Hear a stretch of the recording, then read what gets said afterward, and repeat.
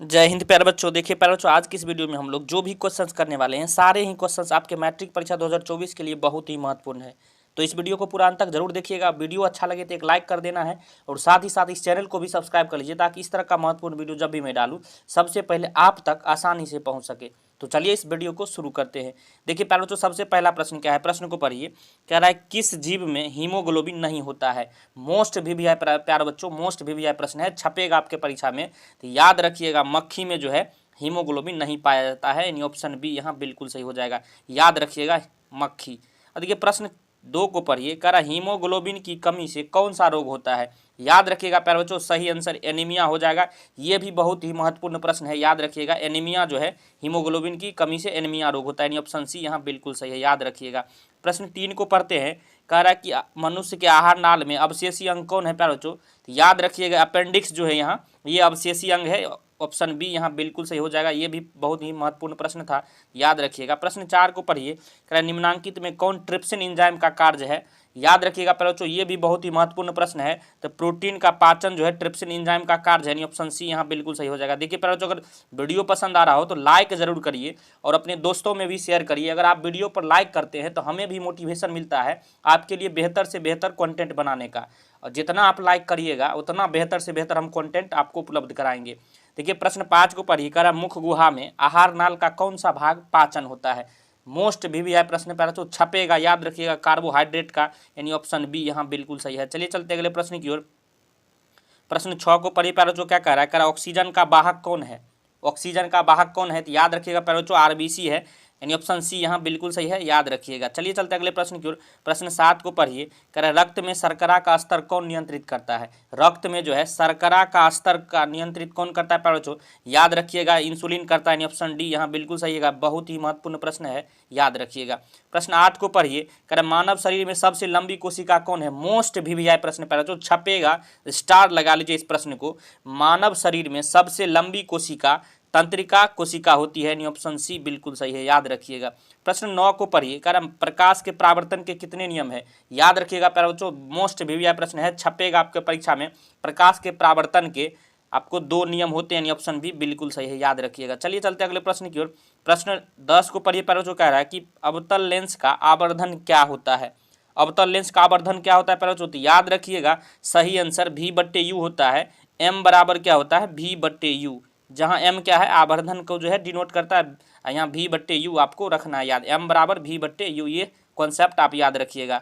चलिए चलते अगले प्रश्न की ओर। प्रश्न 11 को पढ़िए। कह रहा है दर्पण का सूत्र कौन है। याद रखिएगा प्यारे बच्चों, दर्पण का सूत्र 1/v + 1/u बराबर 1/f होता है, यानी ऑप्शन ए यहाँ बिल्कुल सही हो जाएगा। याद रखिएगा, 1/v + 1/u बराबर 1/f दर्पण सूत्र। यहाँ प्रश्न जो है 12 को पढ़िए। देखिए प्यारे बच्चों, अगर वीडियो पसंद आ रहा हो तो लाइक जरूर करिए और अपने दोस्तों में भी शेयर करिए, ताकि अगर आप लाइक करिएगा तो हमें भी मोटिवेशन मिलता है, आपको बेहतर से बेहतर हम कंटेंट आपके लिए उपलब्ध कराएंगे। प्रश्न 12 को पढ़िए। टिंडल प्रभाव कौन प्रदर्शित करता है। मोस्ट वीवीआई प्रश्न प्यारे बच्चों, स्टार लगा लीजिए।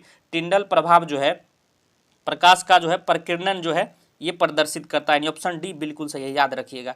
प्रश्न 13 को पढ़िए। प्रश्न 13 कह रहा है कौन सा लेंस हवा में अभिसारी लेंस भी कहलाता है। अभिसारी लेंस किसको हम लोग बोलते हैं। इस प्रश्न को हम पिछले वीडियो में भी करा चुके हैं, बहुत ही महत्वपूर्ण प्रश्न है। अवतल लेंस को अभिसारी लेंस कहते हैं और उत्तल लेंस को अपसारी लेंस कहते हैं, याद रखिएगा, ऑप्शन ए यहाँ बिल्कुल सही है, अवतल लेंस। चलिए चलते अगले प्रश्न की ओर। प्रश्न 14 को पढ़िए। उत्तल लेंस में प्रतिबिंब कैसा बनता है। मोस्ट वीवीआई प्रश्न प्यारे बच्चों, छपेगा, परीक्षा में डायरेक्ट पूछेगा, याद रखिएगा, गारंटी है इस प्रश्न का। सही आंसर आभासी हो जाएगा, यानी ऑप्शन बी यहाँ बिल्कुल सही है, उत्तल लेंस में जो है प्रतिबिंब आभासी बनता है। चलिए चलते अगले प्रश्न की ओर। प्रश्न यहाँ जो है 15 को पढ़िए। कह रहा है कि प्रकाशिक माध्यम कितने प्रकार के होते हैं। तो याद रखिएगा, प्रकाशिक माध्यम 2 प्रकार के होते हैं, ऑप्शन बी बिल्कुल सही है, याद रखिएगा, बहुत ही महत्वपूर्ण प्रश्न है। प्रश्न 16 को पढ़िए। कह रहा है डायनेमो परिवर्तित करता है। डायनेमो जो होता है किस में परिवर्तित होता है प्यारे बच्चों, याद रखिएगा, ये भी बहुत ही महत्वपूर्ण प्रश्न है। तो यांत्रिक ऊर्जा को विद्युत ऊर्जा में ये परिवर्तित करता है या रूपांतरित करता है, ऑप्शन बी यहाँ बिल्कुल सही है, डायनेमो, याद रखिएगा, यांत्रिक ऊर्जा को विद्युत ऊर्जा में। प्रश्न 17 को पढ़ते हैं। क्या कह रहा है कि इलेक्ट्रॉन पर आवेश कितना होता है। मोस्ट वीवीआई प्रश्न प्यारे बच्चों, छपेगा, इलेक्ट्रॉन पर आवेश आपको याद रखना है, -1.6 × 10⁻⁻19 कूलम्ब होता है, ऑप्शन सी यहाँ बिल्कुल सही है, याद रखिएगा। प्रश्न 18 को पढ़िए। क्या कह रहा है कि खिलौने में किस सेल का उपयोग होता है प्यारे बच्चों। याद रखिएगा खिलौने में जो है आपको सूखा सेल का उपयोग होता है, ऑप्शन ए यहाँ बिल्कुल सही है, याद रखिएगा।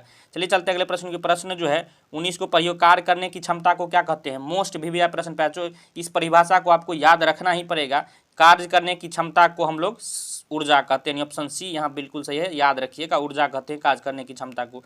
प्रश्न 20 को पढ़िए प्यारे बच्चों। क्या कह रहा है कि निम्न में से जो है कौन विस्थापन अभिक्रिया का उदाहरण है। मोस्ट वीवीआई प्रश्न प्यारे बच्चों, इस प्रकार के प्रश्न आपको परीक्षा में छपता ही है, छपता।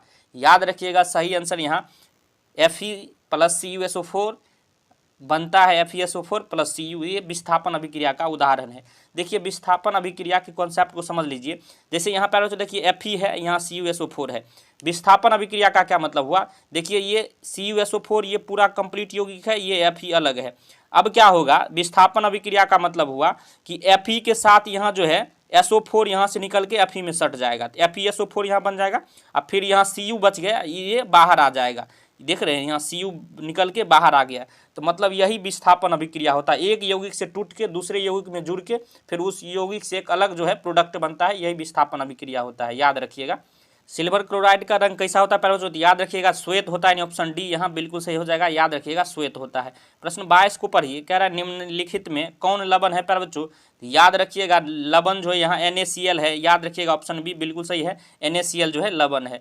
प्रश्न 23 को पढ़िए। कह रहा है कि तुतिया या नीला थोथा का अनुसूत्र क्या है। आपसे पूछा जाएगा, कभी आपको तुतिया पूछ देगा, तुतिया का अनुसूत्र, कभी आपको सिर्फ नीला थोथा का अनुसूत्र पूछ देगा। दोनों का मतलब सेम ही है प्यारे बच्चों, तो याद रखिएगा, कंफ्यूज नहीं आपको करना है। बहुत ही महत्वपूर्ण प्रश्न है, याद रखिएगा, स्टार लगा लीजिए, ये इस प्रकार के प्रश्न आपके परीक्षा में पूछे ही जाते हैं। तो नीला थोथा कहिए या तुतिया कहिए, इसका जब भी अनुसूत्र पूछे तो याद रखना है CuSO4 × 5s2 होता है, ऑप्शन ए यहाँ बिल्कुल सही हो जाएगा। चलिए चलते अगले प्रश्न की ओर। प्रश्न 24 को पढ़िए। कह रहा है गंधक की परमाणु संख्या कितनी होती है। याद रखिएगा प्यारे बच्चों, गंधक की परमाणु संख्या 16 होती है। गंधक को जो हम लोग सल्फर बोलते हैं, सल्फर जो ही सल्फर मतलब S जो होता है, इसी को हम लोग गंधक बोलते हैं, याद रखिएगा। प्रश्न 25 को पढ़िए कि अधातु के ऑक्साइड क्या होते हैं। याद रखिएगा प्यारे बच्चों, अधातु के ऑक्साइड अम्लीय होते हैं, ऑप्शन बी बिल्कुल सही है। धातु के ऑक्साइड पूछेंगे तो क्षारीय होते हैं, याद रखिएगा दोनों चीज। प्रश्न 26 को पढ़िए। कह रहा है कार्बन क्या है प्यारे बच्चों। याद रखिएगा कार्बन जो है अधातु है, ऑप्शन बी बिल्कुल सही है, याद रखिएगा कार्बन क्या है, अधातु है। प्रश्न 27 को पढ़िए। निम्न में से कौन सा असंतृप्त हाइड्रोकार्बन है प्यारे बच्चों। असंतृप्त हाइड्रोकार्बन कौन सा है, तो याद रखिएगा C2H4 यहाँ जो है असंतृप्त हाइड्रोकार्बन है। देखिए संतृप्त हाइड्रोकार्बन वहाँ होता है जहाँ सिंगल सिर्फ बॉन्ड होता है, असंतृप्त हाइड्रोकार्बन जहाँ डबल बॉन्ड ट्रिपल बॉन्ड इस तरह से हो, तो याद रखिएगा यहाँ C2H4 जो है यहाँ असंतृप्त हाइड्रोकार्बन है। यहाँ देखिए प्रश्न 28 को पढ़िए। कह रहा एरोमेटिक हाइड्रोकार्बन कौन है। यह भी बहुत ही महत्वपूर्ण प्रश्न है, पहले जो छपेगा, याद रखिएगा एरोमेटिक जो है हाइड्रोकार्बन यहाँ C6H6 हो जाएगा, जिसे हम लोग क्या बोलते हैं, बेंजीन भी बोलते हैं। तो ऑप्शन सी यहाँ बिल्कुल सही है, बेंजीन बोलते हैं C6H6 को। 29 प्रश्न क्या कह रहा है प्यारे बच्चों, 29 को पढ़िए। निम्नलिखित में कौन अक्रिया गैस है। तो याद रखिएगा यहाँ जो है अक्रिया गैस क्या है प्यारे बच्चों, तो हीलियम जो है अक्रिया गैस है, ऑप्शन बी बिल्कुल सही है, याद रखिएगा। यहाँ निम्नांकित में कौन उपधातु है, तो याद रखिएगा Sb जो है, जिसे हम लोग एंटीमनी बोलते हैं, ये उपधातु है, ऑप्शन सी यहाँ बिल्कुल सही है, याद रखिएगा। देखिए प्यारे बच्चों, आज के इस वीडियो में हमने जो है साइंस यानी विज्ञान के 30 बहुत ही महत्वपूर्ण ऑब्जेक्टिव प्रश्न किए हैं। इस प्रकार के प्रश्न आपके परीक्षा में बार बार रिपीट होकर पूछे जाते हैं। सभी प्रश्न आपके मैट्रिक परीक्षा के लिए बहुत ही महत्वपूर्ण है। अगर वीडियो आपको पसंद आया हो तो लाइक करिएगा, चैनल पर नए हैं सब्सक्राइब कर लीजिए, क्योंकि इस तरह का महत्वपूर्ण वीडियो आपको हमेशा मिलता रहेगा। वीडियो देखने के लिए धन्यवाद, मिलते हैं नेक्स्ट वीडियो में, तब तक के लिए जय हिंद जय भारत।